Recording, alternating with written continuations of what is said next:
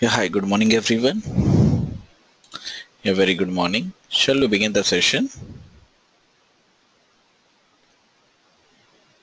Today's topic is the authorization. So we may assign our users several forms of authorization on the parts of database also.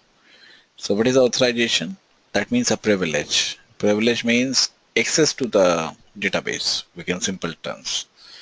So each of the types of that authorization is a privilege, and we may authorize a user's all, none, or a combination of these type of privileges on the specific parts of a database, such as a relation or a view. So authorization on the data includes authorization to read the data, authorization to insert the new data, authorization to update the data, authorization to delete the data. So there are four parts: read, insert, update, and the delete. Read means only reading out the data from the database, inserting the new records in the database. Update means changes in the database or data. Delete, to delete the data or to delete the records. And each of these types of authorization is known as a privilege, and we may authorize a user's all, none, or combination of these type of privilege on specified parts of a database, such as the relation or the view. Now view is a virtual table, and when a user submits a query or an update, the SQL implementation first checks if a query or the update is authorized or not. Based on the authorizations the user has been granted, and if the query or update is not authorized, it is also rejected. And in addition to the authorizations on the data, users may also be granted the authorizations on the database schema, allows them to create, modify, or drop the relations. A user who has some form of the authorization may be allowed to grant the authorization or pass the authorization to other users also, or at the same time, or in the meantime also, they also revokes an authorization that was granted earlier. And in this section, we see how these of the authorization will be specified in the SQL. And the ultimate form of the authority is that given to the database admin. And the database admin, that is administrator, may authorize the new users, restructure the database, and so on. This form of authorization is analogous to that of the super user, administrator, or an operator.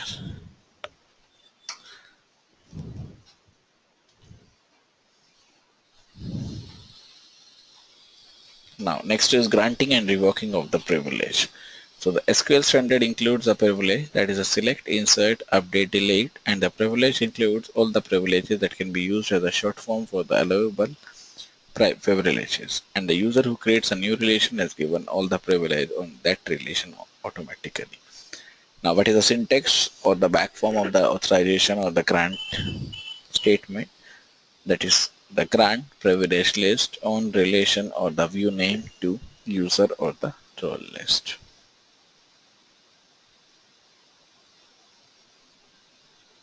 Privilege list includes either read, write, or the execute.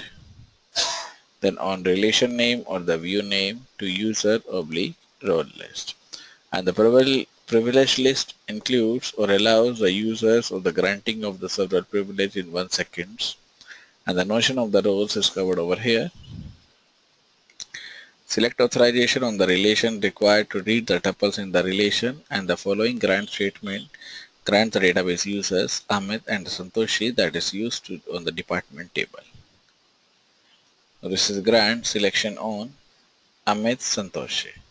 This allows those users to run queries on the department relation. And the update authorization on a relation allows the users to update any tuple in a relation. The update authorization may be given either on all the attributes of a relation or on only the sum of the relation. Now, if I'm talking about the update, that is also included in the grant statement. That is a list of the attributes on which update authorization is to be granted, optionally that appears in the parenthesis immediately after the update keyword. And if the list of the attributes is omitted, the update privilege will be granted on all the attributes of the relation. And this grant statement gives the users Amit and Santoshi update authorization on the budget attribute of the department relation. So this is the grant update budget on department to Amit, Santoshi. And the insert authorization on a relation also allows the users to insert the tuples into the relation that is given by the insert privilege that may also specify a list of the attributes. Any inserts to the relation that must specify only those attributes or the system that either gives such remaining attributes default values or set them to the null. And when we talk about the delete authorization on the relation, allows the users to delete the tuples from a relation. And the username public refers to all current and the future users of a system. Therefore, the privileges granted to public are implicitly granted to all the current and the future users. And by default, a user role is that is granted a privilege is not authorized to grant that privilege to another user of the role, but that grant to specify that the recipient may further grant the privilege to another users.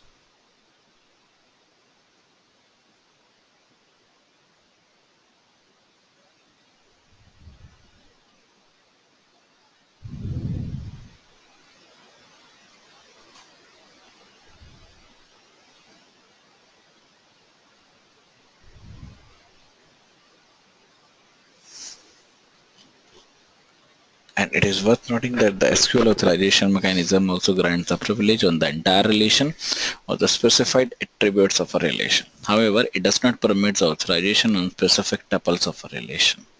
And to revoke an authorization, we must use a revoke statement. It takes a form that is identical to the grant.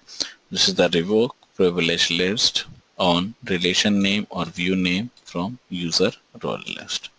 Therefore, or thus to revoke the privilege that we granted previously, we write revoke select on department from Amit Santoshi, revoke update budget on department from Amit Santoshi. And the revocation of privilege is more complex if the user from whom the privilege is revoked has granted the privilege to another users also. Now next is the roles. Now next is the rules. So consider the real world entities or the roles of various people in the industry, and each instructor must have a same type of authorization on the same set of the relation. That means each and every user have a same relation, same user, everything is same. Whenever a new instructor is appointed, so she will have to give all these authorization. That means they are approaching the roles to this role. The notion of the roles capture of this concept. A set of the roles means it is created in the database, and the authorizations can be guaranteed to the roles exactly the same fashion as they do or as they are guaranteed to the individual roles. And each database user is granted a set of the roles which he or she is appointed to perform. In a university example, database example of the roles could include instructor, teaching assistant, student, dean, and the department chair. And the less preferable alternative to capture an instructor user ID permits each instructor ID to connect to the database using the instructor user ID. And the problem with this approach is that it is not possible, or it would be not possible to identify exactly which instructor carried out a database update, leading to security risk. And the roles are the benefits of requiring the users to connect to the database with their own user IDs. So any authorization that can be granted to a user can be revoked, can be granted to a role, and the roles are granted to users just as the authorizations are.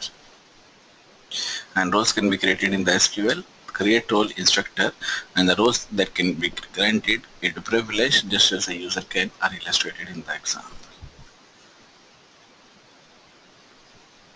There's a grant, select on, takes to the instructor, and the roles can be granted to the users as well as other roles such as this statement shows. Grant Dean to Amit, create role Dean, and grant instructor to Dean, then grant Dean to Santoshi. So first of all, Dean is granted to the Amit. Now create the role Dean. In the same way, instructor is granted to the Dean, then Dean to the Santoshi. Therefore, the privilege of a user or a role consists of the privilege directly or that to the user role, and that are granted to the user role, user place, that have a teaching assistant that must be granted or may be granted to all the instructors. And in turn, the role instructor is granted to all the deans. Therefore, the dean role inherits all the privilege granted to the role's instructor and to teaching assistant in addition to the privilege granted to the dean.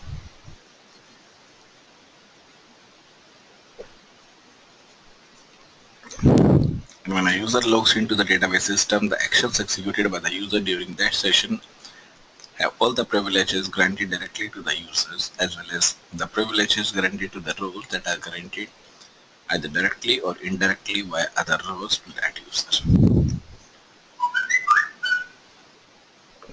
Therefore, if a user Amit has been granted the role dean, user Amit holds all the privileges granted directly to the Amit as well as the privileges granted to the dean.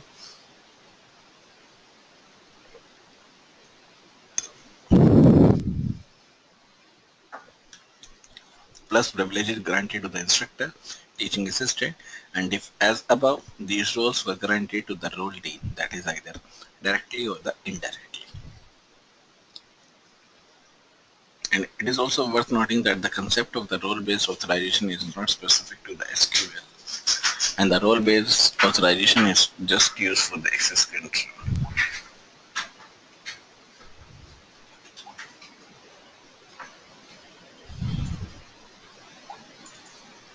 That means authorization is not specific to the SQL, and the role-based authorization is used to access or for access control in a wide variety of the shared applications. Now next is authorizations on the views. So in our university example, consider a staff member who needs to know the salaries of all the faculty in a particular department, say the geology department. The staff member is not authorized to see what the information regarding the faculty in other department. Therefore, the staff members must be denied direct access to the instructor application. But if he or she has to have access to the department information for the geology department, he might be granted access to a view that we shall call a geo instructor consisting of those instructors that pertaining to the geology department. And this view can be defined in the SQL as follows. The create view, geo instructor as select asterisk from instructor where department name equals to geology.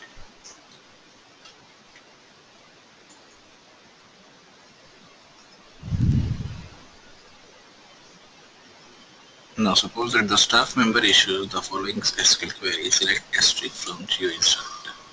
So clearly the staff member is authorized to see the result of this query. However, when the query processor translates it into the query, so whenever it is translated into the query, it is shown as the instructor. The system must check each and every authorization on the clerk's query before it begins the query process. And the users who creates a view does not necessarily receive all the privilege on that view. She may or may not receive, she may receive only those privilege that provides no accidental authorization beyond those that she already had. For example, a user who creates a view cannot be given update authorization on a view without having the update authorization on the relation that is used to define the view.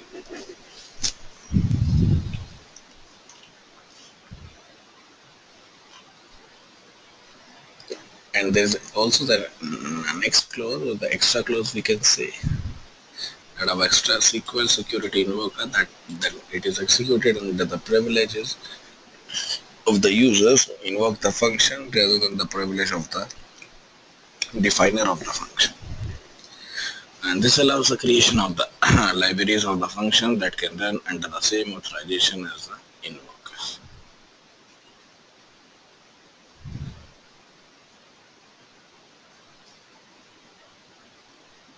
Next is authorization on the schema.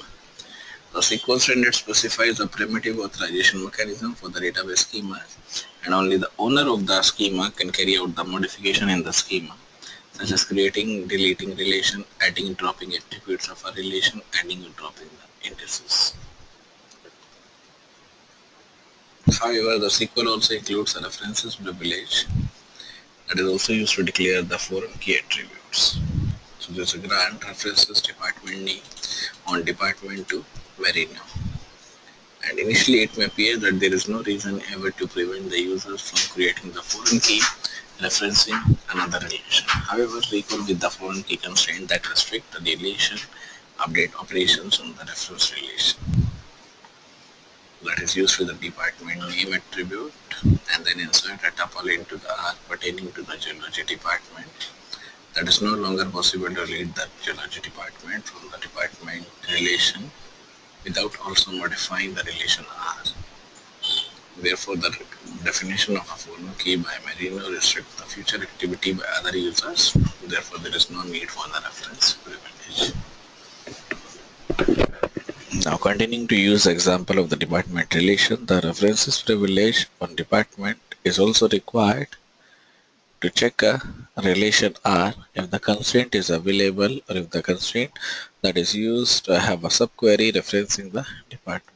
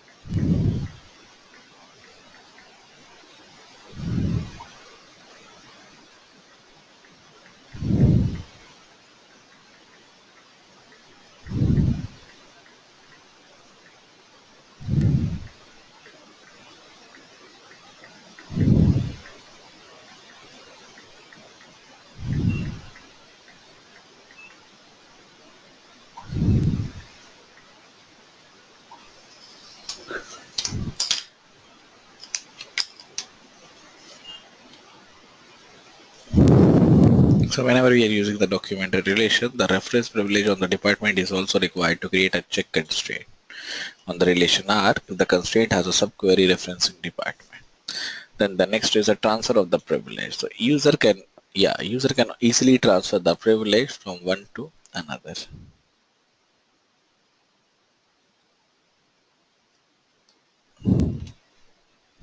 So user who has granted some form of authorization may be allowed to pass the authorization to other users also, and by default the user role that is granted a privilege is not authorized to grant that privilege to another users. But if he or she wish, or if we wish to grant a privilege, allows the recipient to pass a privilege on to the other users, so we append with the grant option. So we append with the grant option means we append with the grant option category that is used with the grant command.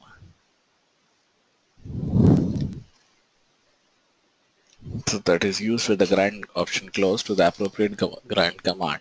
For example, if we wish to allow Amit the select privilege on the department, allows Amit to grant this privilege to other users. This is a grant. Select one department to Amit with the grant option. So the creator of the relation holds all the privilege on the object, including the privilege to grant the privilege to the others also. Now this is the next content from the Wikipedia that says authorization is a function of specifying the access right to the resources.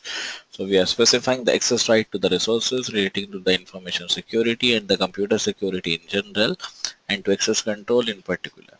And more formally, to authorized is to define an access policy. For example, human resources staff is normally authorized to access the employee records, and this policy is usually finalized as access control rules in a computer department or the computer system. And during the operations, the system uses the access control rules to decide whether access control mechanism or request from the consumers will be approved or shall be approved, granted or disapproved, rejected. Resources includes individual files or an item data, control programs, devices, and functionality provided by the application or computer application. Now, the examples of the consumers are the computer users, computer software, and other hardware on the computers. Now, access control in the computer system and network rely on the access policies, and the access control process can be divided into the following phases. That is the policy definition phase, where the access is authorized, and the policy enforcement phase, where the access control or the access requests are approved or disapproved. Then authorization is a function of the policy definition phase, which precedes the policy enforcement phase, where the access requests are approved or disapproved based on the previously defined authorizations. And most modern, when we use a multitasking operating system that is using the authorization very frequently or very efficiently.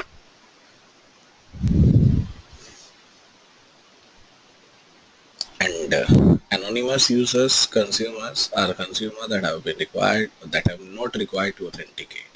They